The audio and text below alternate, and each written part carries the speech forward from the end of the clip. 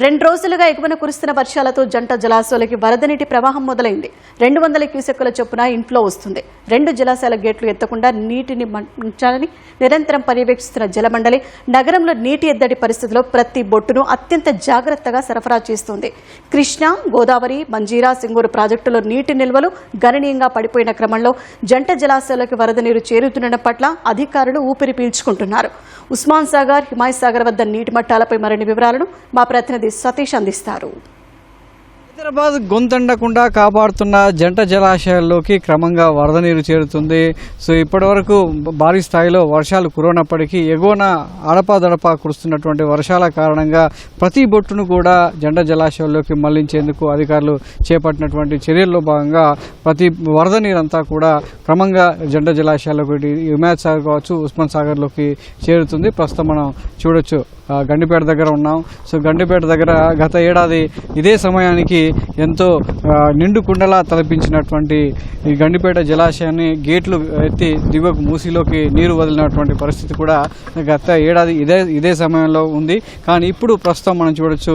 So Gandipet జలాశయానికి సంబంధించి ఉస్మాన్ సాగర్కి సంబంధించి చూసినట్లయితే ప్రస్తుతం ఎగువ నుంచి చిన్నగా కురుస్తున్నటువంటి వర్షం కారణంగా 200 క్యూసెక్ల వరద నీరు గండిపేట జలాశయంలోకి వస్తున్నట్లుగా అధికారిక లెక్కలు కావచ్చు, ఇక్కడ ఉన్నటువంటి గణాంకాలు చెప్తున్నాయి. 3 టీఎంసీల సామర్థ్యంతో ఉన్నటువంటి గండిపేట జలాశయంలో సో ప్రస్తుతానికైతే 2 టీఎంసీల నీరు హైదరాబాద్ నగర గొంతెండకుండా కాపాడుతూనే ఉంది.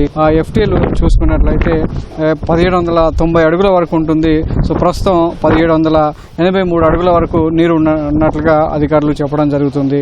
అటు హిమాయత్ సాగర్కి సంబంధించి కూడా ప్రస్తుతం 200 క్యూసెక్ల వరద నీరు హిమాయత్ సాగర్లో కూడా వస్తుంది. అటు ఈసా వాగు నుంచి ఎగువన కురుస్తున్నటువంటి చిన్న వర్షాల కారణంగా 200 క్యూసెక్ల వరద నీరు హిమాయత్ సాగర్లోకి చేరుతుంది. ప్రస్తుతం హిమాయత్ సాగర్ సంబంధించి నిల్వ నీటి సామర్థ్యం 1763 అడుగులు కాగా ప్రస్తుతం 1760 అడుగులు హిమాయత్ సాగర్లో నీళ్లు ఉన్నాయి. ఇన్ఫ్లో మాత్రం చిన్నగా మొదలైంది. అవుట్ఫ్లో మాత్రం ఎక్కడ కూడా అధికారులు వదలడం లేదు. ఎందుకంటే హైదరాబాద్ నగరంలో తలెత్తినటువంటి నీటి ఎద్దడి దృష్ట్యా ఇప్పటికే రిజర్వాయర్లన్నీ కూడా హైదరాబాద్ నగరానికి తాగునీరు అందిస్తున్నటువంటి ఇటు కృష్ణా కావచ్చు, గోదావరికి సంబంధించి సింగూరు, మంజీరా నుంచి నీటి నిల్వలన్నీ కూడా పడిపోవడంతో ఉన్నటువంటి ఏకైక మార్గం, ఏకైక నీటి వనరులు జంట జలాశయాల్లో సాంప్రదాయమైనటువంటి మన దాహర్తిని తీరుస్తున్నటువంటి చారిత్రక జంట జలాశయాల్లో అడుగంటిపోకుండా ఉండేందుకు అధికారులు చేపట్టినటువంటి ముందస్తు చర్యలు కావచ్చు, ఎగువ భాగంలో ఉన్నటువంటి ప్రతి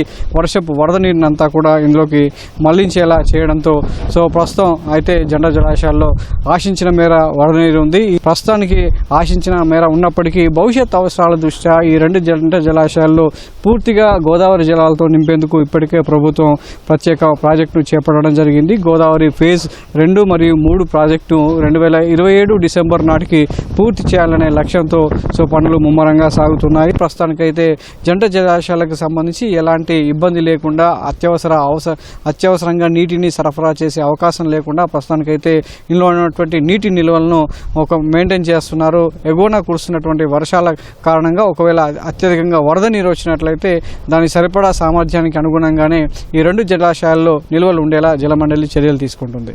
కెమెరామెన్ రమణ మహేష్తో సతీష్, ఈటీవీ న్యూస్, హైదరాబాద్.